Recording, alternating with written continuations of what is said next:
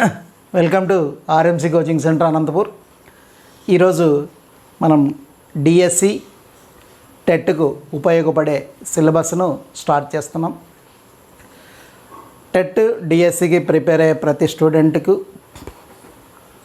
Scoring ఎక్కువగా వచ్చేది సంఖ్యా వ్యవస్థ, నంబర్ సిస్టమ్ అండ్ సెకండ్ మనకు రేషియో ప్రపోర్షన్.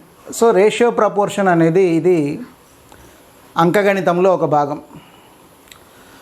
అయితే అంకగణితం అనేది మనకు పాత సిలబస్లో వ్యాపార గణితం అనేది ఉండేది. సో ఇప్పుడు ఆ వ్యాపార గణితం అనేది పోయి కొత్త సిలబస్లో ఏమొచ్చిందంటే అంతా కలిపి మనకు నిష్పత్తి అనుపాతం అని టైటిల్తో రావడం జరిగింది. సో నిష్పత్తి అనుపాతం, రేషియో ప్రపోర్షన్ అనేది మీకు 6th క్లాస్లో స్టార్ట్ అవుతుంది. 6th క్లాస్లో స్టార్ట్ అయ్యి 6th, 7th, 8th క్లాస్ వరకు కంటిన్యూగా ఉంది. ఇది మేజర్ టాపిక్ అది. కాబట్టి ఈ టాపిక్లో మీకు సబ్ టాపిక్స్ చాలా ఉన్నాయి. ఇదంతా కూడా మీకు నిష్పత్తి అనుపాతం అనే టైటిలే ఉంటుంది, కానీ సో దాంట్లో ఉండే సబ్ టాపిక్స్ ఏంటంటే మీకు అర్థమెటిక్ టాపిక్లన్నీ కూడా, అంటే అంకగణితానికి సంబంధించిన వ్యాపార గణితం అని పూర్వం ఉండేది. ఆ వ్యాపార గణితంలో ఉండే టాపిక్స్ అన్నీ తీసుకొచ్చి నిష్పత్తి అనుపాతము అనే టాపిక్లో పెట్టడం జరిగింది. ఇది 6th క్లాస్లో మీకు స్టార్ట్ అయిందండి.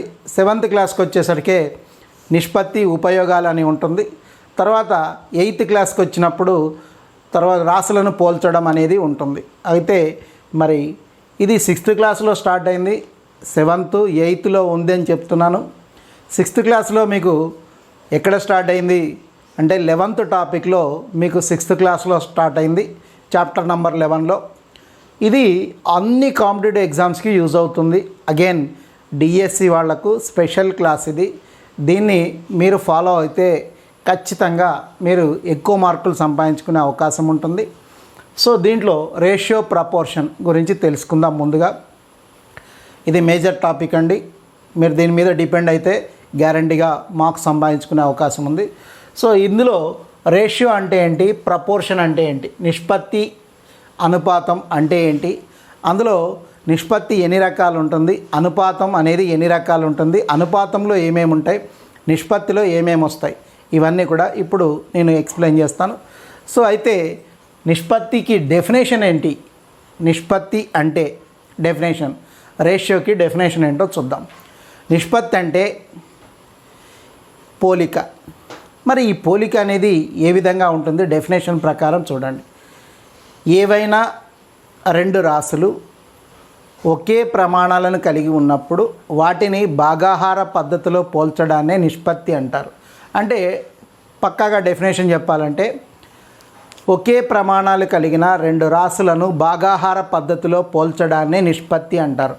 ఒకే ప్రమాణాలు కలిగిన రెండు రాశులను భాగాహార పద్ధతిలో పోల్చడాన్నే నిష్పత్తి అంటాం. So comparison of two quantities having equal units, comparison of two quantities having equal units is called ratio. మరి రేషియో అన్నప్పుడు మనము ఇక్కడ ఏం చెప్తున్నామంటే ప్రమాణాలు, యూనిట్స్ అనే వర్డ్ని యూజ్ చేసాం. మరి యూనిట్స్లో మనకు ఏమేమి వస్తాయి, అసలు యూనిట్స్ అంటే ఏంటి, మనము మెజర్స్కు ఉపయోగించేవన్నీ కూడా, కొలతలకు ఉపయోగించే వాటిని అన్నిటినీ కూడా ప్రమాణాలన్నీ అంటాం.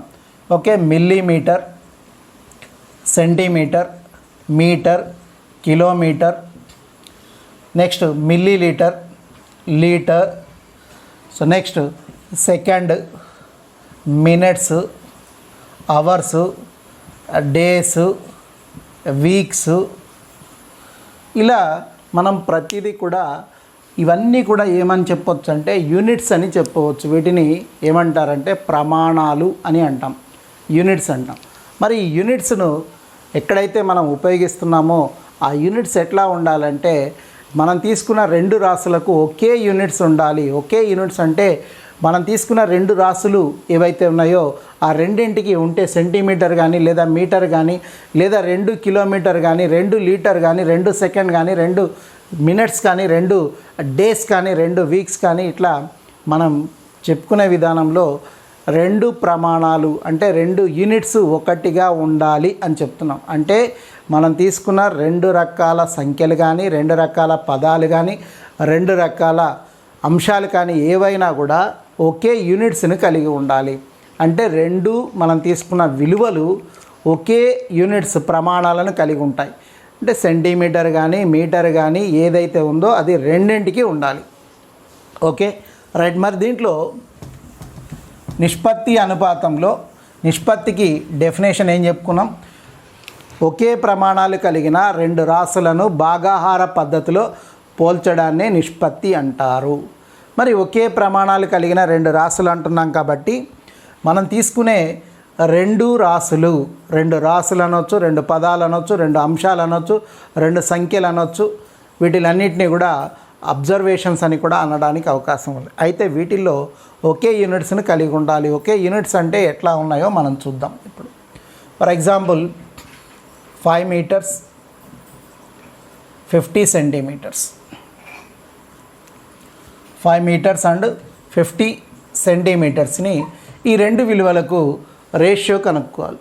5 meters and 50 centimetersకి రేషియోని కనుక్కోవడానికి ఫస్ట్ మనం గమనించాల్సింది ఏంటంటే 2 ప్రమాణాలు యూనిట్స్ 2 ఒకటే ఉన్నాయా లేదా చూడడం. ఇక్కడేమో ఒకదానికి మీటర్లో ఉంది, యూనిట్స్ ఏమో మీటర్స్ ఇవ్వబడింది, ఇంకోటి ఏమో సెంటీమీటర్లో ఇవ్వబడింది. ఎప్పుడైతే 2 వేరువేరు ప్రమాణాలను కలిగి ఉన్నాయో అప్పుడు వీటికి రేషియోని డైరెక్ట్గా తీసుకునే అవకాశం లేదు, నిష్పత్తి డైరెక్ట్గా రాదు. ఎప్పుడు అయితే మనం 2 ప్రమాణాలు ఒకటిగా ఉంటాయో అప్పుడు డైరెక్ట్గా నిష్పత్తిలోకి మార్చుకునే అవకాశం ఉంటుంది. నిష్పత్తి అంటే పోలిక, ఏది చిన్నది ఏది పెద్దది, ఏది ఎక్కువ ఏది తక్కువ అని చెప్పడమే ఇక్కడ. ఓకే. అయితే యూనిట్స్ అనేవి 2 ఒకటిగా లేవు కాబట్టి డైరెక్ట్గా మనకు నిష్పత్తి అనేది వీలు పడదు. మరి నిష్పత్తిలో మనం తీసుకోవాలంటే ప్రమాణాలు 2 ఒకటే ఉండాలి. ఉంటే 2 మీటర్లు కానీ 2 సెంటీమీటర్లు కానీ ఉన్నప్పుడు మాత్రమే నిష్పత్తిని తీసుకుంటాం. ఓకే. నెక్స్ట్ ఏ కామా బీలు 2 ఒకే ప్రమాణాలను కలిగి ఉన్నాయనుకుందాం. అంటే రెండింటికి యూనిట్స్ ఒకటే ఉన్నాయి. ఏబి అనే 2 రాశులు లేదా 2 పదాలు లేదా 2 సంఖ్యలు లేదా 2 విలువలకు ఒకే యూనిట్స్ను కలిగి ఉన్నాయి అనుకుందాం. అప్పుడు వాటిని నిష్పత్తిలో తీసుకుంటే డెఫినేషన్ ప్రకారం 2 రాశులను భాగాహార పద్ధతిలో పోల్చడాన్నే ఏమంటామంటే నిష్పత్తి అంటాం. A divided by B, A by B or A:B తీసుకుంటాం. ఓకే అండి. ఏబి అనే 2 రాశులు ఒకే ప్రమాణాలను కలిగి ఉన్నప్పుడు వాటిని నిష్పత్తిలో రాయడానికి ఏం చెప్పుకున్నామంటే డెఫినేషన్ ప్రకారం భాగాహారంలో పోల్చడం అన్నాం. కాబట్టి భాగాహారానికి గుర్తు డివైడెడ్ బై. దీన్ని ఈ విధంగా రాసుకోవచ్చు. నిష్పత్తి అన్నప్పుడు A/B ఆర్ A:B రాయడానికి అవకాశం ఉంది. మరి దీంట్లో A:B అన్నాం కదా, ఈ మధ్యలో ఉండే గుర్తు ఏదైతే ఉందో ఆ గుర్తును ఏమని చదవాలి అంటే ఈజ్-టు అని చదవాలి. ఇది నిష్పత్తికి సంబంధించిన సింబల్. ఈజ్-టు అని చదువుతాం. A:B అని చదవడం జరుగుతుంది. మరి A:B అనేది ఒక నిష్పత్తి. A:B అనే ఒక నిష్పత్తిలో 2 పదాలు ఉన్నాయి. ఈ 2 పదాలకు ప్రత్యేకంగా 2 పేర్లు ఉన్నాయండి. అయితే ఏని మనం మొదటి పదం అనవచ్చు, ఫస్ట్ టర్మ్ అనవచ్చు. ఏని మొదటి పదం అంటాం. అయితే దీనికి ఇంకొక పేరు ఏంటంటే దీన్ని పూర్వపదం అని కూడా అంటారు.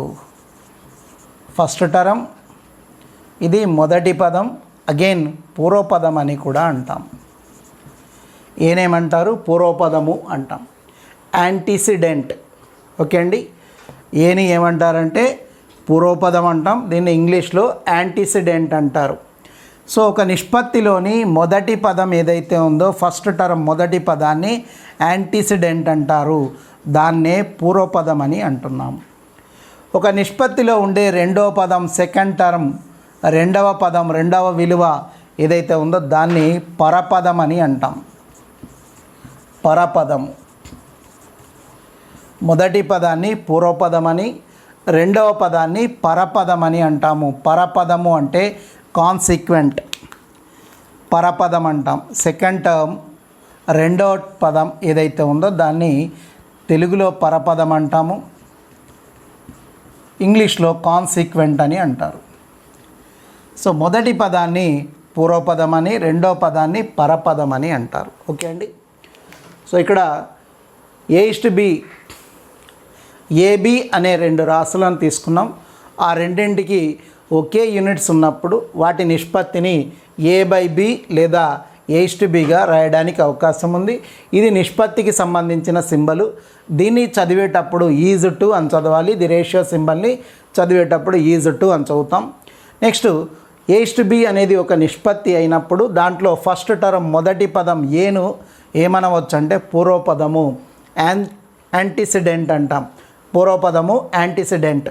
అగైన్ రెండో పదం ఏదైతే ఉందో సెకండ్ టర్మ్ బీని పరపదం అంటాము. ఇది కాన్సిక్వెంట్ అని ఇంగ్లీష్లో కాన్సిక్వెంట్ అని అంటాం. ఓకే అండి, రైట్. అయితే మరి A/B అనేది ఒక నిష్పత్తి అయినప్పుడు ఈ నిష్పత్తిని ఆధారంగా చేసుకొని ఎన్ని రకాల నిష్పత్తులు ఉంటాయో చూద్దాం. నిష్పత్తులు, అందులో ఉండే రకాలు, కైండ్స్ ఆఫ్ రేషియోస్, నిష్పత్తులలోని రకాలు.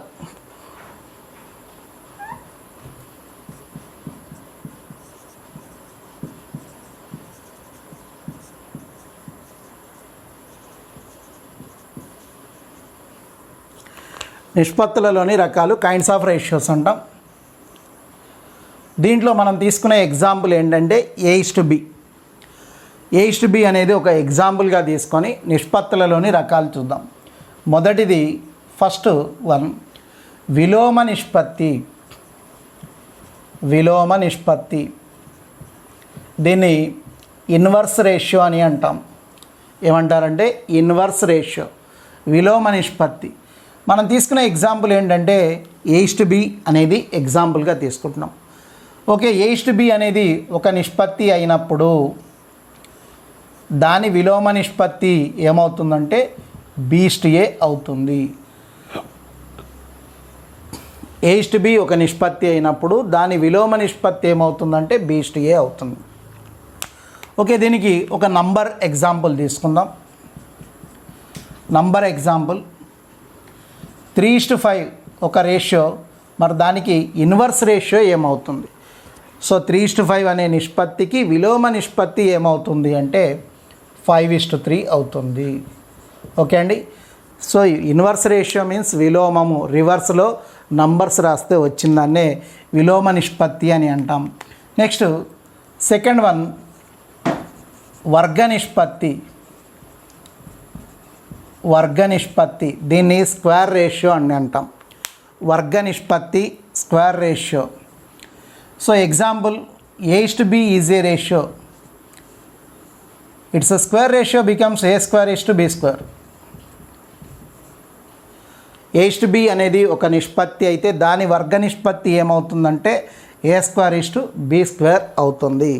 సో దీనికి మనం నంబర్ ఎగ్జాంపుల్ ఒకటి తీసుకున్నట్లయితే ఆ ఎగ్జాంపుల్ ఎట్లా ఉంటుందో చూద్దాం. 2:3 is A ratio.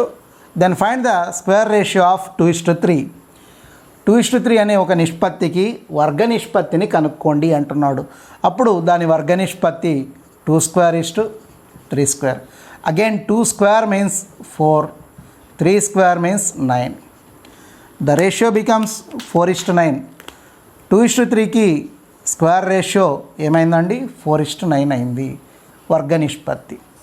Okay, A/B అనే నిష్పత్తికి వర్గ నిష్పత్తి A²:B² అయితే 2:3కి స్క్వేర్ రేషియో ఏమవుతుందండి? 4:9 అవుతుంది. ఓకే, నెక్స్ట్ థర్డ్ వన్ వర్గమూల నిష్పత్తి. వర్గమూల నిష్పత్తి, దీన్ని స్క్వేర్ రూట్ రేషియో అంటాం. వర్గమూల నిష్పత్తి అంటే square root ratio. So A/B is A ratio. The square root ratio of A/B becomes √A:√B. Square root A is to square root B అవుతుంది. ఏ ఇస్టు బి అనేది ఒక నిష్పత్తి అయితే దాని వర్గమూల నిష్పత్తి ఏమవుతుందంటే root A is to root B అవుతుంది.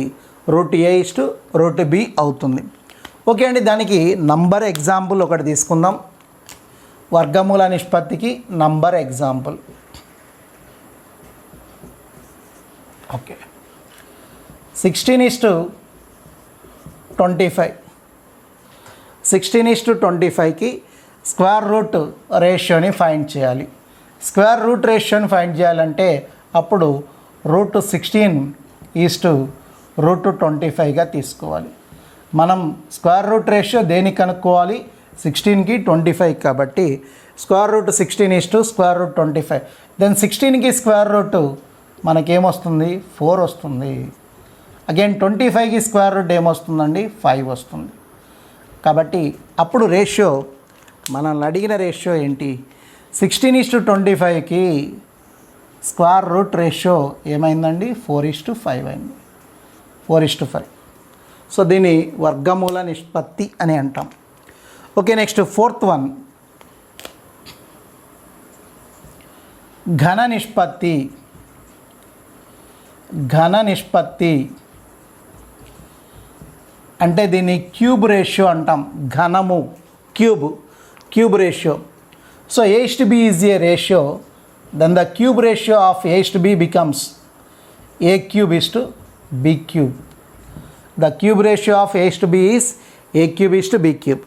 సో A:B అనే ఒక నిష్పత్తి యొక్క ఘన నిష్పత్తి ఏమవుతుందంటే A3:B3 అవుతుంది. మరి దీనికి ఒక నంబర్ ఎగ్జాంపుల్ మనం తీసుకున్నట్లయితే ఎగ్జాంపుల్ ఏమవుతుంది అంటే అప్పుడు 3కి 5కి మనం ఏం చేస్తామంటే క్యూబ్ తీసుకుంటాం. 3^5. The value of 3³ is 27 and value of 5³ is 125. The cube ratio of 3:5 becomes 27:125. 27:125. 3³ 27 and 5³ 125. Okay, right. ఘన మూల నిష్పత్తి, క్యూబ్ రూట్ రేషియో. ఘన మూల నిష్పత్తి.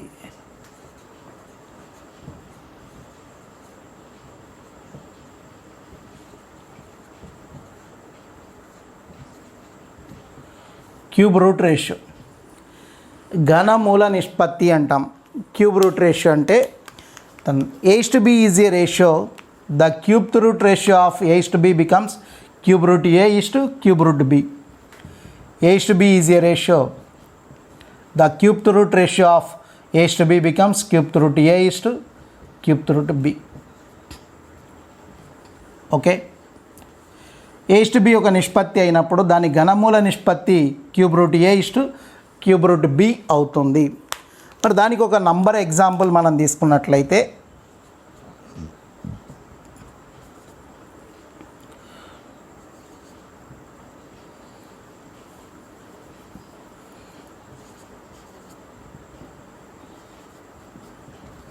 64:27.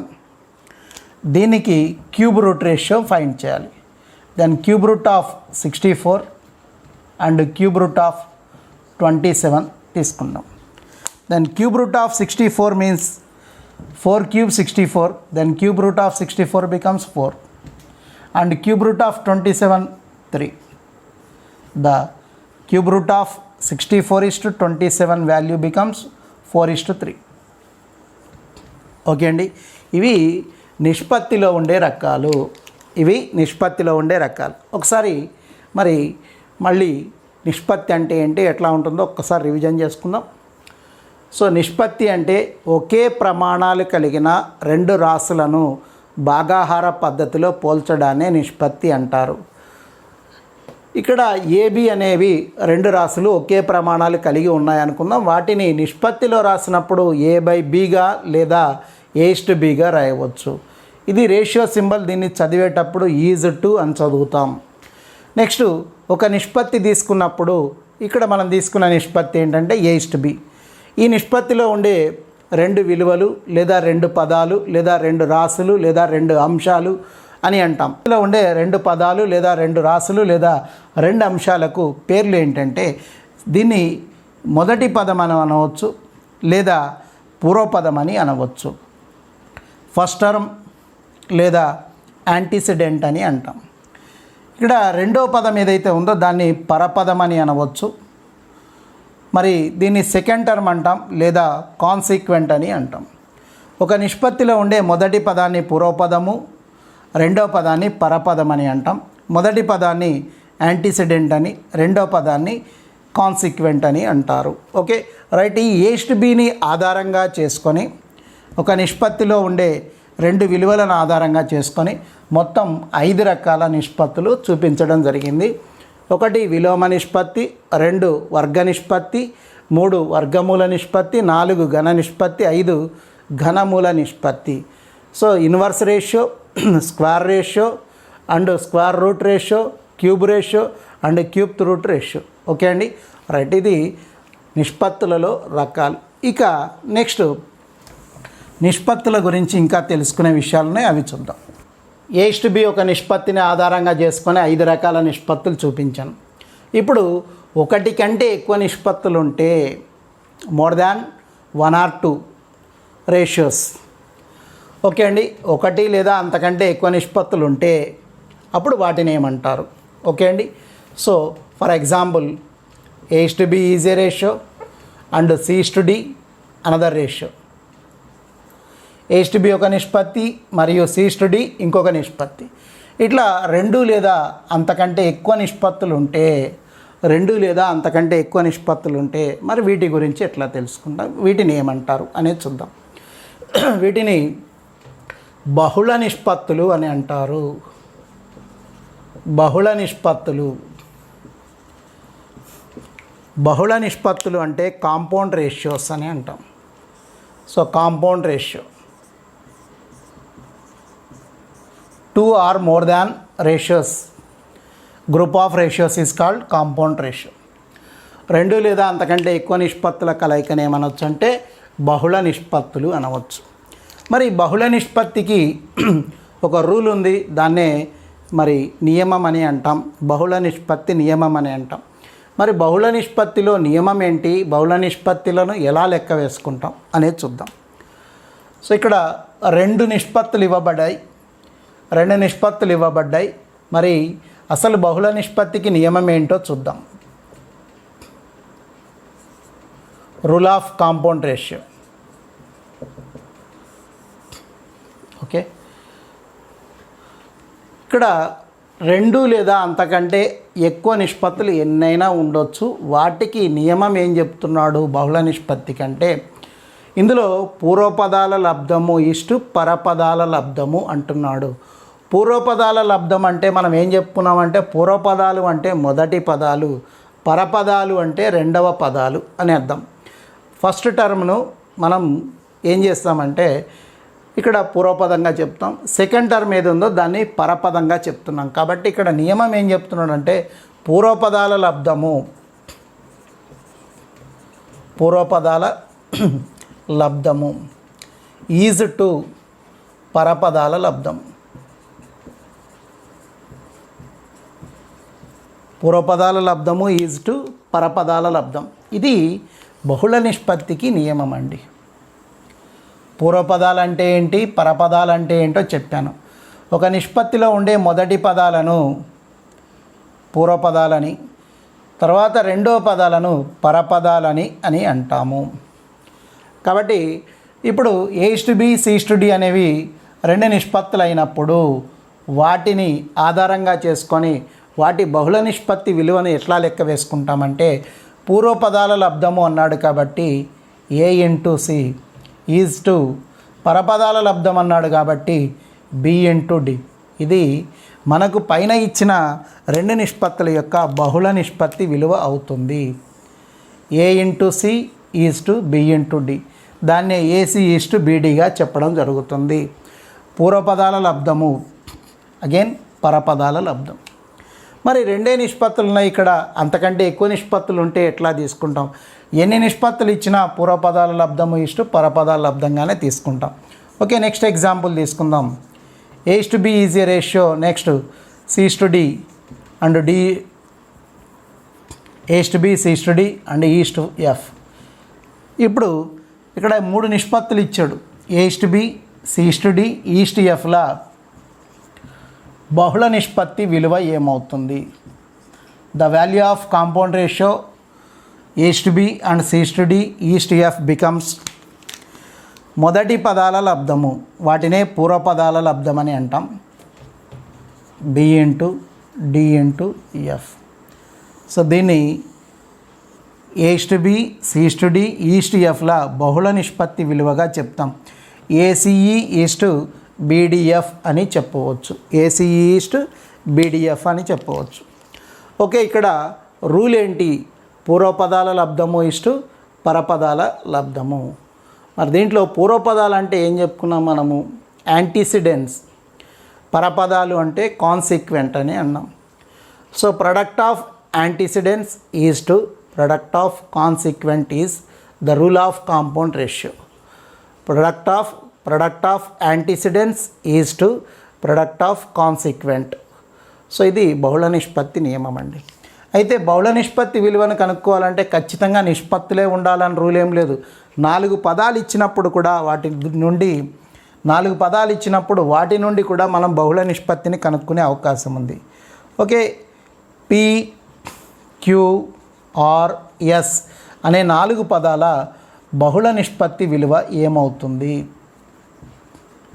Okay, the value of compound ratios PQRS. ఇక్కడ రేషియోస్ ఇవ్వలేదు మనకు.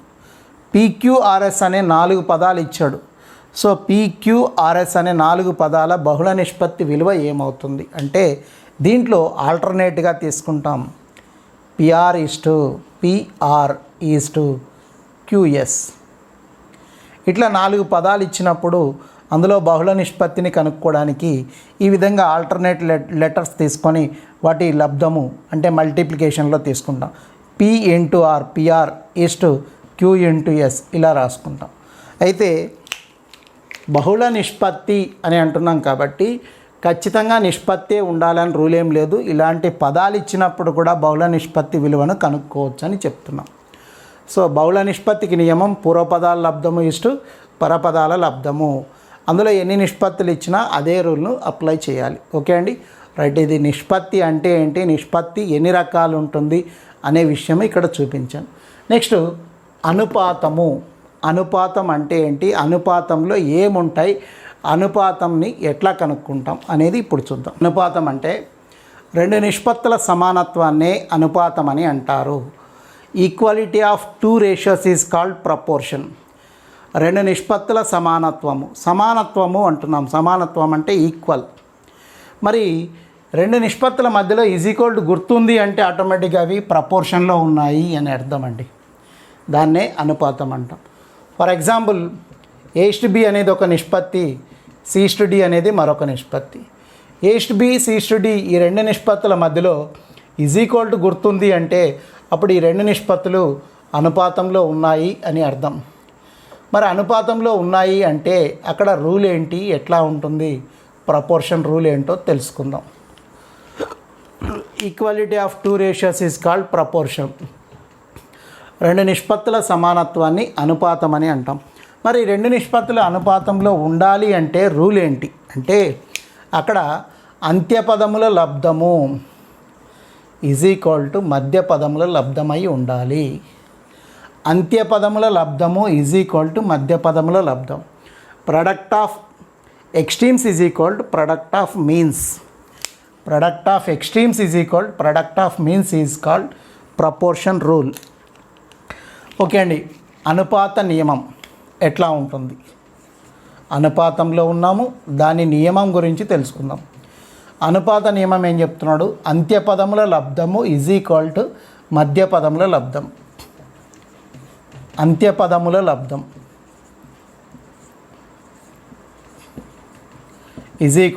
మధ్య పదముల లబ్ధం.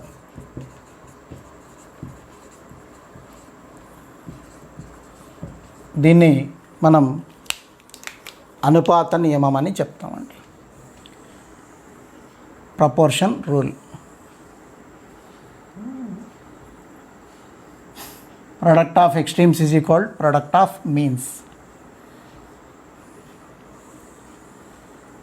Okay, right. మరి ఇప్పుడు A:B C:D అనేవి రెండు నిష్పత్తులు అనుపాతంలో ఉన్నట్లయితే వాటి వాల్యూ ఏ విధంగా రావాలండి? అంత్యపదముల లబ్ధము అన్నాడు కాబట్టి A ఇంటూ D అంత్యపదముల లబ్ధము ఈజ్ ఈక్వల్ టు మధ్యపదముల లబ్ధం అంటే B ఇంటూ C. ఇది మనకు అనుపాతంలో ఉండాల్సిన విలువ. ఓకే అండి. A:B C:D అనే రెండు నిష్పత్తులు అనుపాతంలో ఉన్నాయి అంటే ఆ రేషియో ప్రకారం అనుపాత నియమం ప్రకారం ఏం కావాలి అంటే AD is equal to BC అయి ఉండాలి. అప్పుడు ఆ రెండు నిష్పత్తులు అనుపాతంలో ఉన్నాయని చెప్పడం జరుగుతుంది. ఓకే అండి. సో మరి అనుపాతం అంటే ఏంటి, అనుపాత నియమం ఎట్లా ఉంటుందో చూసాం. మరి అనుపాతంలో ఏమేమి ఉన్నాయి అనేది వాటి విలువలను చూద్దాం. అనుపాతంలో ప్రపోర్షన్లో ఏమేమి ఉన్నాయి అంటే ఫస్ట్ అనుపాతంలో ఉండేవి అనుపాత మధ్యమం. అనుపాత మధ్యమము దీన్ని మీన్ ప్రపోర్షన్ అని అంటాం. అనుపాత మధ్యమము మీన్ ప్రపోర్షన్. మరి మీన్ ప్రపోర్షన్ అంటే ఏంటి, దాని రూల్ ఏంటి, ఎట్లా ఉంటుందో చూద్దాం. ఫర్ ఎగ్జాంపుల్ ABC అనేవి మూడు రాసులు అనుకుందాం, లేదా మూడు విలువలు అనుకుందాం. సో ఇవి మూడు అనుపాతంలో ఉన్నట్లయితే, సో ABC అనే మూడు రాసులు అనుపాతంలో ఉన్నట్లయితే దాంట్లో అనుపాత మధ్యమము ఏమవుతుంది అంటే, మధ్యమం అంటే మిడిల్ వాల్యూ, మీన్ ప్రపోర్షన్ మనకు కావాల్సింది. మరి ABC అనే మూడు రాసులు అనుపాతంలో ఎట్లా ఉంటాయి? అనుపాతంలో ఎట్లా ఉంటాయి అంటే చూడండి, first two values A:B is equal to B:C. A:B is equal to B:C.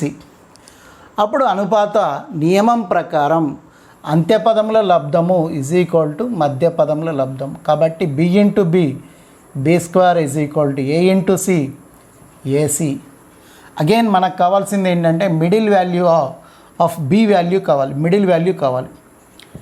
So middle value of ABC, then B is equal to స్క్వేర్ని ఈజ్ ఈక్వల్ టు అవతల తీసుకెళ్ళిపోతే అప్పుడు అది రూట్గా మారిపోతుంది. కాబట్టి స్క్వేర్ రూట్ ఆఫ్ AC అవుతుంది. Then B is equal to square root of AC. దీన్ని ఏమంటామంటే అనుపాత మధ్యమానికి సూత్రం అని అంటాం. The formula of mean proportion is B is equal square root of AC. The formula of mean proportion B is equal square root of AC. So మరి దీనికి ఒక నంబర్ ఎగ్జాంపుల్ తీసుకుందాం. 16లా అనుపాత మధ్యమము ఎంత? Mean proportion of 9 and 16. Okay, 9 and 16 తీసుకున్నట్లయితే మరి mean proportion మధ్య పదము కావాలి, మనకు మధ్య విలువ కావాలి. అంటే ఈ రెండు నంబర్లకు అనుపాత మధ్యమాన్ని కనుక్కోమన్నాడు. సో అప్పుడు మనం ఏమనుకున్నామండి, B is equal to square root of AC. AC means given numbers 9 and 16. Then B is equal to square root of 16 9s are 144. Then B is equal to ఏమవుతుందంటే 12 అవుతుంది. ఇది అనుపాత మధ్యమం విలువను కనుక్కునే విధానం. దానికి formula B is equal square root of AC. Okay అండి, right. Next మరి అనుపాతంలో ఉండేది నెక్స్ట్ రెండోది ఏంటో చూద్దాం. సెకండ్ వన్, దీంట్లో అనుపాత మధ్యమము, తర్వాత తృతీయ అనుపాతము. తృతీయ అనుపాతము దీన్ని థర్డ్ ప్రపోర్షన్ అని అంటారు. థర్డ్ ప్రపోర్షన్ తృతీయ అనుపాతం. మరి ABC అనే మూడు రాసులు వరుసగా అనుపాతంలో ఉన్నట్లయితే మనకు కావాల్సింది ఏంటి అంటే అందులో తృతీయ అనుపాతం, తృతీయం అంటే third one. So third proportion అంటున్నాం. మరి థర్డ్ వాల్యూ ఏముందండి? సి. ఇక్కడ 3 రాశులు అనుపాతంలో ఉంటే తృతీయ అనుపాతము థర్డ్ ప్రపోర్షన్ ఏమవుతుంది అన్నాడు. అప్పుడు సేమ్ ఇంతకుముందు చెప్పుకున్నట్టుగానే ఇందులో ఏబి అనే విలువలు నిష్పత్తిలో ఉంటే A/B = BCలు నిష్పత్తి B/Cగా తీసుకుంటాం. A/B = B/C అయితే దాంట్లో అనుపాత నియమం ప్రకారం అంత్యపదంలో లబ్ధము = మధ్యపదం లబ్ధం. అయితే దాంట్లో A/C = B², AC = B². So A/C AC, B/B B². Again దాంట్లో మనకు కావాల్సిన వాల్యూ ఏంటండి? C అంటే థర్డ్ వాల్యూ కావాలి. దాని C = B²/A. ఏ లెఫ్ట్ నుంచి రైట్కి వచ్చినప్పుడు బై ఏగా మారిపోయింది. సో ఇక్కడ థర్డ్ ప్రపోర్షన్ సి ఫార్ములా ఏమైందంటే C = B²/A. ఓకే అండి. ఏబిసి అనే 3 రాశులు అనుపాతంలో ఉన్నట్లయితే అనుపాత నియమం ప్రకారం తృతీయ అనుపాతానికి థర్డ్ ప్రపోర్షన్కి ఫార్ములా C = B²/A అవుతుంది. మరి C = B²/A అయితే దానికి ఒక ఎగ్జాంపుల్ తీసుకుందాం, ఏ విధంగా ఉంటుందో చూడండి.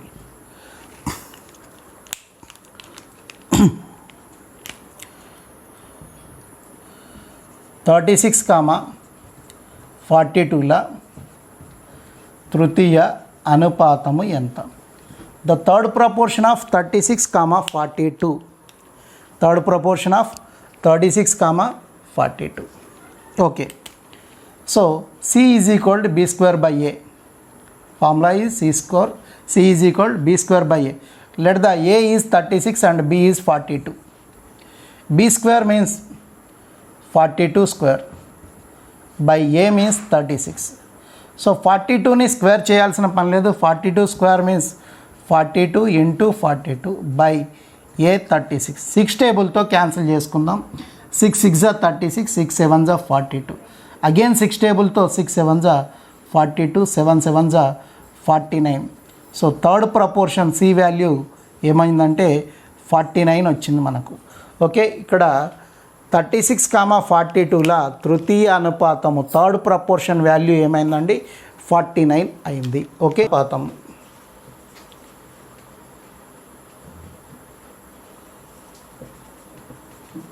చతుర్థ అనుపాతము అంటే దీన్ని ఫోర్త్ ప్రపోర్షన్ అని అంటాం. ఫోర్త్ ప్రపోర్షన్ చతుర్థ అనుపాతం. సో ఫస్ట్ అనుపాత మధ్యమము అంటే మీన్ ప్రపోర్షన్, మిడిల్ వాల్యూ. తృతీయ అనుపాతము థర్డ్ ప్రపోర్షన్ అంటే third value.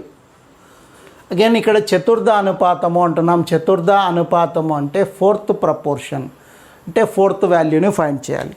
Fourth value find చేయాలి కాబట్టి అప్పుడు ABCD అనే 4 వాల్యూస్ని తీసుకున్నాం. ABCD అనే 4 రాశులు లేదా 4 విలువలు అనుపాతంలో ఉన్నట్లయితే అనుపాతం ఫోర్త్ ప్రపోర్షన్.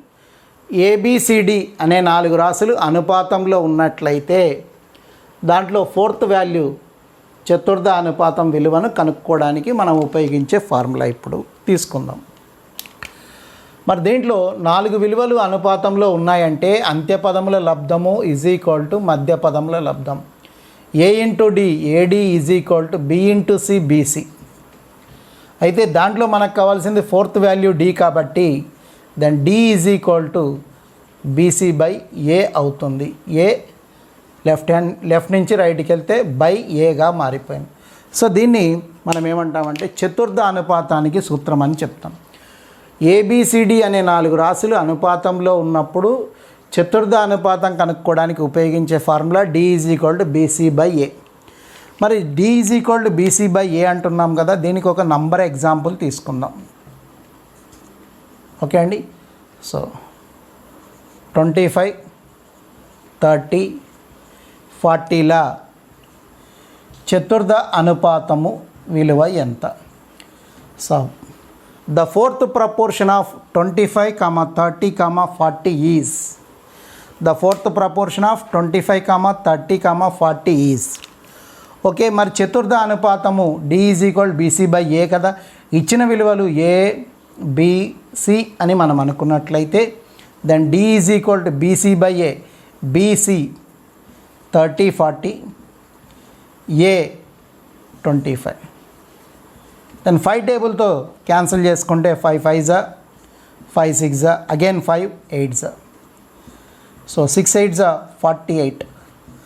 ఫోర్త్ ప్రపోర్షన్ ఏమొస్తుందంటే 48 వస్తుంది. చతుర్థ అనుపాతం విలువ 48 48 అవుతుంది. ఓకే అండి, ఇది అనుపాతం అనేది ఎన్ని రకాలుగా ఉంది అంటే అనుపాతంలో ఉండే విలువలు. సో అనుపాతం అంటే రెండు నిష్పత్తుల సమానత్వాన్నే అనుపాతం అంటాం. Equality of two ratios is called proportion. Next అనుపాత మధ్యమం, మీన్ ప్రపోర్షన్. నెక్స్ట్ తృతీయ అనుపాతము, థర్డ్ ప్రపోర్షన్. నెక్స్ట్ చతుర్థ అనుపాతము, ఫోర్త్ ప్రపోర్షన్గా చెప్పడం జరిగింది. మరి దీంట్లో మనకు అనుపాతం అనేది ఎన్ని రకాలు అంటే అనుపాతం అనేది 3 రకాలు ఉంది. అనుపాతం అనేది 3 రకాలు: అనులోమానుపాతము, విలోమానుపాతము, మిశ్రమానుపాతము. అనులోమానుపాతము అంటే డైరెక్ట్లీ ప్రపోర్షనల్, విలోమానుపాతం అంటే ఇండైరెక్ట్లీ ప్రపోర్షనల్, తర్వాత మిశ్రమానుపాతం అంటే మిక్స్డ్ ప్రపోర్షనల్. సో ఈ విధంగా మనకు వీటి మీద నెక్స్ట్ క్లాస్లో మనం డిస్కస్ చేసుకొని టెక్స్ట్ బుక్లో పేజీ నెంబర్తో సహా ఏ క్లాస్లో ఎక్కడ ప్రాబ్లమ్స్ ఉన్నాయి ఆ ప్రాబ్లమ్స్ అన్నీ క్వశ్చన్స్ తెలుగులోను ఇంగ్లీష్లోను రాసి మీకు క్లియర్గా ఎక్స్ప్లెయిన్ చేస్తాను. ఈరోజు చెప్పిన క్లాసు ఒకసారి చూసుకోండి. తర్వాత ఇది ఒక డిఎస్సి వాళ్ళకే కాదు, ఎనీ కాంపిటేటివ్ ఎగ్జామ్ అన్ని ఎగ్జామ్స్కి యూజ్ అవుతుంది. ఎస్పెషల్లీ డిఎస్సి వాళ్లకు టెక్స్ట్ బుక్ ప్రాబ్లమ్స్ చాలా యూస్ఫుల్ కాబట్టి మ్యాక్సిమం టెక్స్ట్ బుక్ ప్రాబ్లమ్స్ను మీకు చూపిస్తాను. అందుకని మీరు టెక్స్ట్ బుక్ను ఫాలో అవుతూ ఉండండి. నేను టెక్స్ట్ బుక్లో పేజీ నెంబర్తో సహా ఎగ్జాంపుల్ ప్రాబ్లమ్స్ కూడా మీకు చేసి చూపిస్తాను బోర్డు పైన సింపుల్గా ఎట్లా చేయాలో. ఓకే, సో మీరు నా వీడియో నచ్చినట్లయితే లైక్ చేయండి, షేర్ చేయండి, సబ్స్క్రైబ్ చేసుకోండి. ఎవరైతే సబ్స్క్రైబ్ చేసుకుంటారో వాళ్ళకు మాత్రమే వీడియోస్ రావడానికి అవకాశం ఉంది. కాబట్టి సాధ్యమైనంత వరకు సబ్స్క్రైబ్ చేసుకోవడానికి ట్రై చేయండి. ఓకే అండి, థ్యాంక్ యూ.